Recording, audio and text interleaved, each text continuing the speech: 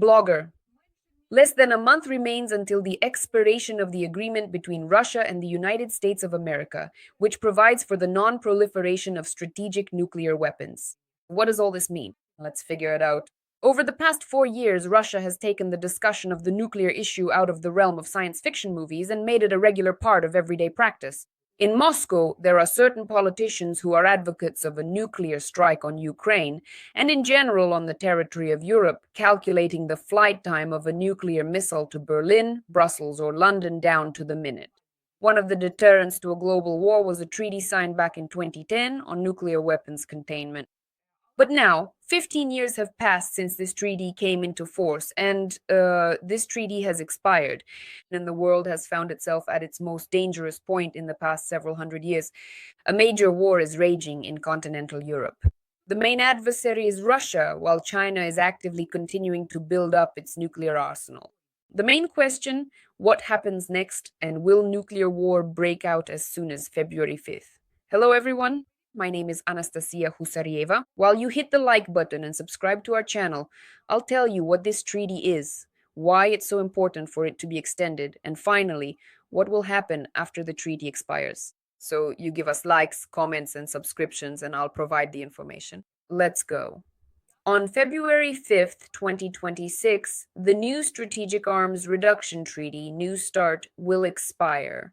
The last legally binding bilateral agreement that limits the strategic nuclear forces of Russia and the United States of America. The expiration of this treaty signifies the conclusion of an entire era of international arms control that originally began during the Cold War and established the fundamental boundaries of strategic conduct for the world's largest nuclear armed powers for many decades. The new Strategic Arms Reduction Treaty, often referred to as New START, became the final and most critical link in a very long chain of international agreements. These historic accords successfully reduced the massive global stockpile of nuclear warheads from a peak of about 70,000 units in the mid-1980s down to a much smaller total of around 12,000 today. This landmark treaty officially entered into force in 2011, after it was formally debated and subsequently approved by both political parties within the United States Senate, ensuring a continued commitment to global security and nuclear stability. Initially, it was set to last for 10 years, but the parties agreed to extend it for another 5 years, that is, until February 2026. The new treaty limits deployed strategic nuclear warheads to 1,550 units, deployed and non-deployed launchers to 800 units, as well as up to 700 intercontinental ballistic missiles, submarine-launched ballistic missiles, and heavy bombers. A key element of this treaty was a set of verification and transparency measures, on-site inspections with short notice, regular data exchanges about the composition and status of systems, commitments not to interfere with national technical means of control, and the operation of a bilateral consultative commission, which was to meet at least twice a year. These tools allowed the parties to understand the real size of each other's nuclear forces and reduce the risks of miscalculation. However, the path to the treaty's termination turned out to be highly contentious. During the COVID-19 pandemic, both parties mutually agreed to suspend inspections and meetings of these commissions. In 2022, the United States attempted to restore the mechanism's operation, but Russia rejected these efforts. In February 2023, Vladimir Putin announced the suspension of Russia's participation in the treaty, citing U.S. support for Ukraine and hostile actions by the West. Moscow stated that it would adhere to the quantitative limits, but would halt inspections and participation in the commission. The United States considered these actions a violation of obligations and responded with countermeasures, ceasing to provide data and, in turn, prohibiting Russian inspectors from accessing American nuclear facilities.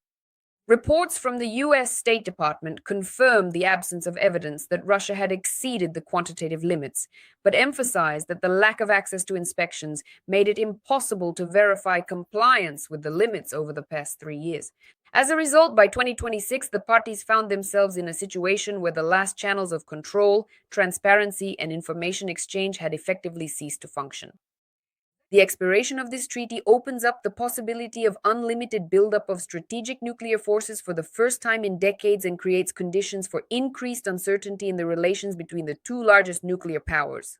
Against the backdrop of the approaching expiration of the new Strategic Arms Reduction Treaty, uncertainty has grown, mutual accusations have intensified, and the overall architecture of strategic stability has deteriorated.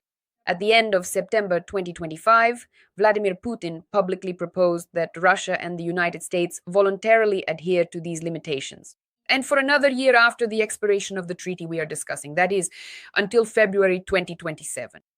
This proposal did not provide for the resumption of inspections or a review of the treaty's terms, but was aimed at maintaining the basic quantitative limits that both sides had observed since 2010. The United States has not yet given a public official response to this proposal. The President of the United States, Donald Trump, initially responded to the idea positively, but later, in an interview with the New York Times on January 8, 2026, stated that if the treaty expires, then. Thus, the prospect of voluntary extension remains uncertain and depends on the political decisions of both parties amid the ongoing tensions. Blogger. At the same time, the role of China is being discussed. China has never participated in strategic nuclear arms limitation agreements and is not a party to the new treaty. According to estimates by the U.S. Department of Defense, China's arsenal consists of about 600 warheads, which is nearly 3 times more than in 2020. It is projected that by 2030, China could reach the level of 1,000 warheads. In 2020, the administration of Donald Trump tried to involve China in arms control negotiations, but without success. In 2023, the Biden administration held consultations on risk reduction and non-proliferation, but no further dialogue took place either. Blogger. In a January interview, Donald Trump stated that a new agreement, which would replace the new Strategic Arms Reduction Treaty, should include China, and that he had discussed this with Chinese President Xi Jinping. However, China's motivation to enter into such frameworks remains unclear, given the significant gap between its strategic arsenal and those of the United States and Russia. Blogger. Meanwhile, tensions are rising around the issue of nuclear testing. In November, Russia announced the successful testing of 2 systems, the Burevestnik cruise missile and the Poseidon underwater drone. These statements coincided with an escalation in discussions about the fate of the New START treaty. In the West, Moscow's announcement was interpreted as a signal of nuclear force modernization. At the same time, it was pointed out that there was no independent confirmation of the tests and that both projects had long faced technical difficulties. The reaction of the United States to this situation further increased the uncertainty. President Trump instructed the State Department to prepare for the resumption of American nuclear tests on equal terms with other countries. Explanations from the U.S. Department of Energy clarified that these would be subcritical explosions, which are not nuclear detonations. At the same time, a law was passed prohibiting the president from unilaterally authorizing actual nuclear tests. But the rhetoric itself created an atmosphere of unpredictability. Blogger. In response, Vladimir Putin instructed Russian agencies to prepare proposals regarding the possible resumption of Russian nuclear tests, citing the ambiguity of the intentions of the United States of America.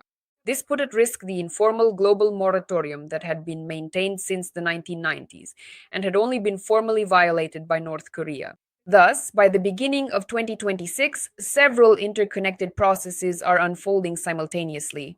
The expiration of the treaty, the absence of a new treaty on the reduction of strategic nuclear arms, the resumption of discussions about nuclear testing, public statements about new weapon systems, and a lack of any transparency on this issue.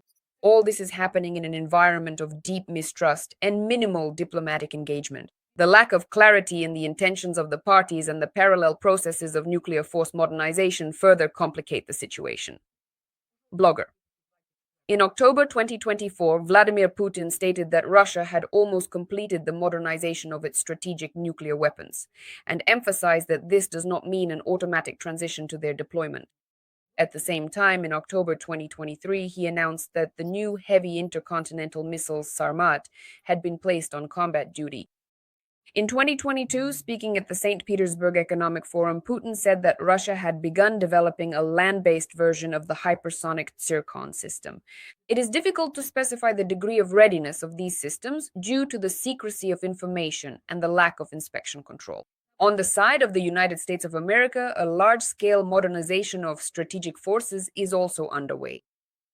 and the American Minuteman III systems, which have been in service since the 1970s, are to be replaced by the new Sentinel system. Initially, it was planned to deploy it in 2029, but the US Department of Defense has announced that the date will be postponed to at least 2030. Deputy Secretary of Defense Kathleen Hicks emphasized that the project is complex, but abandoning it is not an option. The Trump administration continues to support the replacement of the system, despite a significant increase in the budget and a revised construction schedule. At the same time, the naval component is also being developed. The United States is developing new Columbia-class submarines, which are set to replace the current Ohio-class submarines. Blogger. They are designed to carry Trident II D5 ballistic missiles. These ballistic missiles can carry up to 8 W-88 warheads, with a yield of about 455 kilotons each, or they can carry W-76 warheads, with a yield of about 90 kilotons each. These figures highlight the potential of the maritime component of the United States nuclear triad and its priority within the structure of strategic forces. Against the backdrop of modernization, both sides claim that their actions are driven by the need to maintain the reliability and effectiveness of their nuclear capabilities. However, the absence of treaty-based control, the suspension of inspections, and the disappearance of verification mechanisms make it impossible to objectively assess the real scale of changes and the degree of compliance with previous restrictions. Blogger. This is the current situation as of now. Write your impressions of everything that's happening in the comments. And of course, give this video a like. See you in the next broadcasts. My name is Anastasiia Husarieva. Take care of yourselves and wash your hands with soap. Bye bye, everyone.